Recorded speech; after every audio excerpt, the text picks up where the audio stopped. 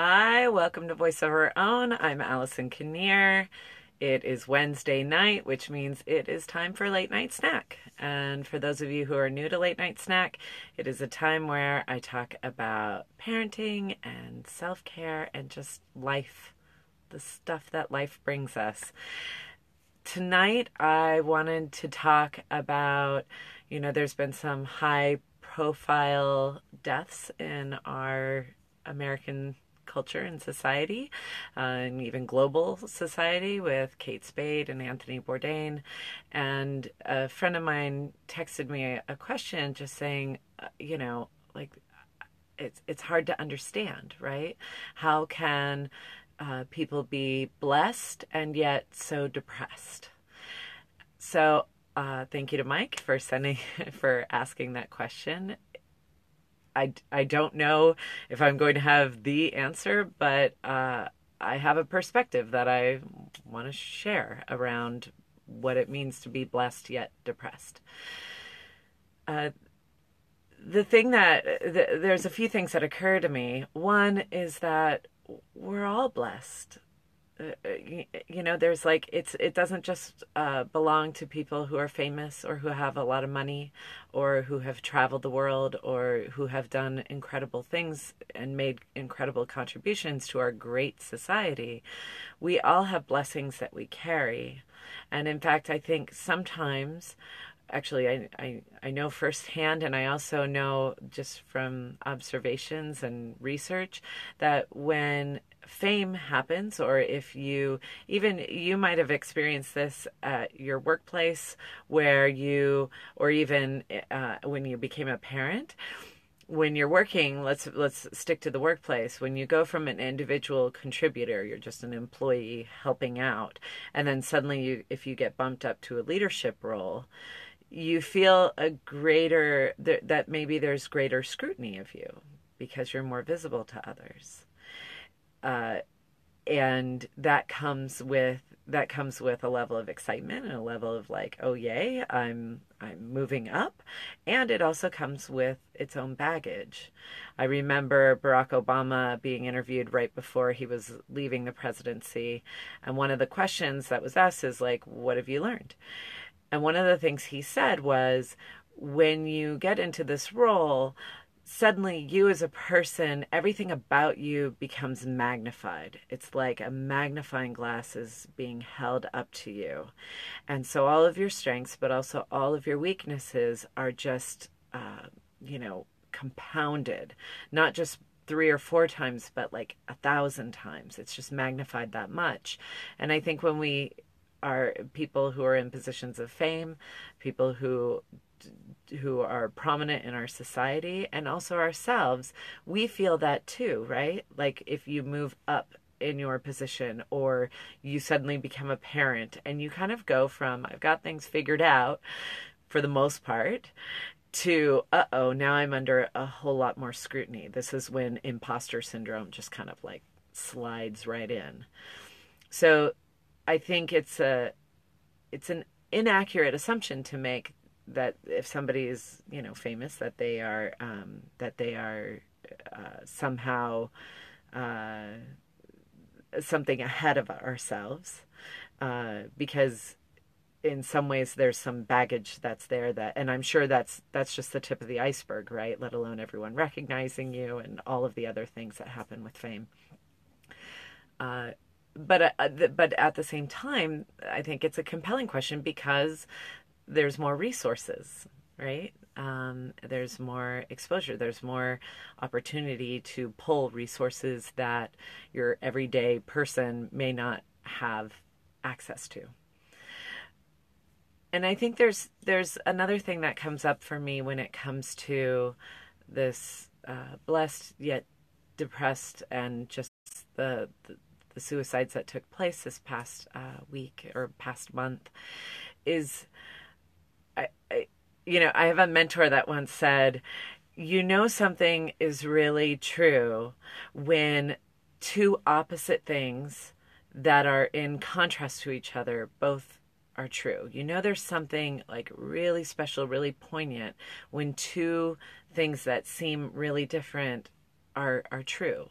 So, for example, parenting is really, really rewarding. Parenting is a great joy. You're never going to have, becoming a parent is just like an amazing experience, right? Like, that's true. And then parenting is really hard. It will bring you to your knees. It is tough work. It is not for the faint of heart. It's also true. So these two things seem polar opposite, and yet they're true. So, when it comes to parenting, it's just this this richness that's there, that these two polar opposite things can coexist at the same time. And the same thing I think to be true when it comes to depression, when it comes to suicide. On the one hand, I've been seeing on social media a lot of like, check on your strong friend. Ensure that your strong friend is taken care of, that we are all being on the alert to take care of each other. A friend of mine, Vita, wrote a beautiful sentiment about how suicide is a liar. And I fully agree with that.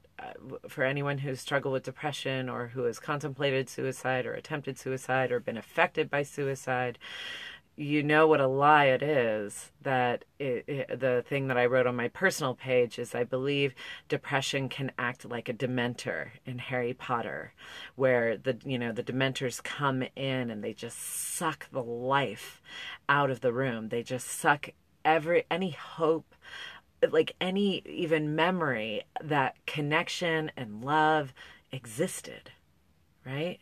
And so it's a lie, because that connection and that love does exist. And we have to make sure that we do everything we can to get our expecto patronus and knock that Dementor out. Whether that's medication, whether it's therapy, whether it's meditation, whatever it is, to do what we can to remember that those connections and those relationships and that love is really real. So there's that. And there's another thing that I saw going around, which talked about how depression is a disease.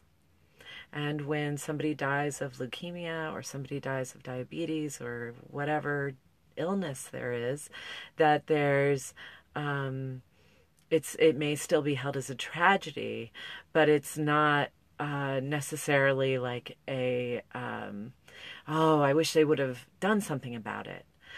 And I think about Kate Spade, Anthony Bourdain, Robin Williams. They had been fighting depression for a long time, and they had been doing things to help themselves fight depression. And so them taking their life is tragic. And yes, suicide is a liar. And yes, they lived a long time trying to manage their depression. Does that make sense? It's like, it's even painful for me to say that, but I think we have to look at depression as an illness it is, because there's so much stigma around it, right? If you needed insulin, people wouldn't be like, oh, well, you just need to pray more, or, oh, well, have you tried this, or have you tried that? Like putting the onus of control, like, the one who's ill back on it. You seek help, right? Like, you want to help people who are struggling with any kind of illness, and that you want to find the right treatment for them. And when you are depressed, I think the tricky part is it affects your mind, and so you may not always be perceiving the world clearly. And this is where our community comes in to provide that support. And if you're depressed, it's hard to receive that support. So it's like what is that? It's like a total conundrum, right? It's a catch-22. But if you struggle with depression, find the help. Do what you can to get your magic wand and expecto patronus. Rely on your people. And if you are, I remember a friend of mine telling me that when she struggled with depression, the thing that really made the difference was that she had people who continued to call her. She had people who continued to show up in their lives, who said, get out of the house, you're coming to lunch with us. or whatever it is. They continued to show up. And she said, I knew in my depression, I really resisted them. I didn't want to answer the phone. I didn't want to talk to them. I didn't want to go out. But she said, I will tell you, them continuing to come back and check on me made a huge difference to me in my life. So if you are somebody who is supporting someone who's depressed, just don't give up, to continue to provide that support, to help them get to the other side. It's something that, one of the things I said in my personal page, Facebook page, was we always say, like, oh, take care of yourself, or, oh, don't forget to take care of each other. It's a thing. Oh, take care. And we really do have to take that meaning to heart. How do we find ways to take care of ourselves? How do we find ways to take care of any illnesses that we have, or any ways of being that we're in if we're feeling stuck? How do we take care of ourselves? And how do we as a community help take care of each other? Right? This is a responsibility that doesn't only lie on the one person. It does significantly, and it also relies on the strength of the community. And today, I feel like in our day and age, we have this gap of empathy for each other. We're really losing that as a society, how to be empathic towards each other. So start with the people you're close to. Check in, and do your work also to, like, keep yourself out of the despair. Once you're in the despair, it can be a hard road to get yourself out, and you can get yourself out. That's the great news. And at the same time, doing what we can to avoid some of those darker places, or experiencing those darker places with the proper support, is going to be really important. So it was a big topic. I don't know how you resonate with this, or if you don't resonate with it, if you liked it, if you don't like it, but I want to hear from you, because it's a big topic, and I think it's something that we're all grappling with. My friend Vita also said, I feel like this is the next Me Too, talking about depression, talking about suicide. It's the next movement for us to think about and to grapple with as a society. How do we support each other, and how do we keep each other afloat? So I see a lot of people have been popping on, watching. Hi, Mom. Good to see you. Erica, hello. Nancy, I can see that there are people watching. Let me see if I can find a way. I don't know. That's all I can see right now. So, but I'm sure it looks like there's more people watching. I just can't tell who it is. So hello. I wanted to let you know about 2 workshops that are coming up for those of you who live in the area. And I also wanted to say something, too, about the webinars. Right now, I had to push the pause button on webinars.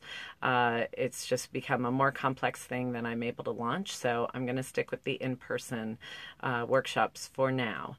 I will be having the 2 workshops that are coming up are the same topic, self-care for busy moms. It used to be my self-care for moms on the go workshop. I just renamed the title.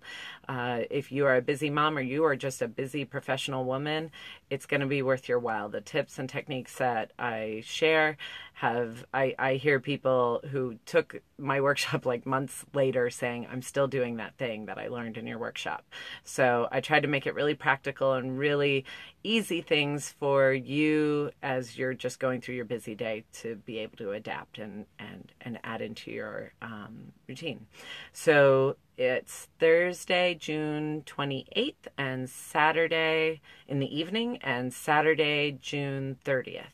I'll put the links down below in the comments. So if you're in the area, it's a free workshop. You can't get better than free. If you have friends who you think could benefit from it, go ahead and share the events on Facebook. That would be really great. And I wish you a wonderful night of sleep, a full night of sleep tonight and always. And thank you so much. Have a great night.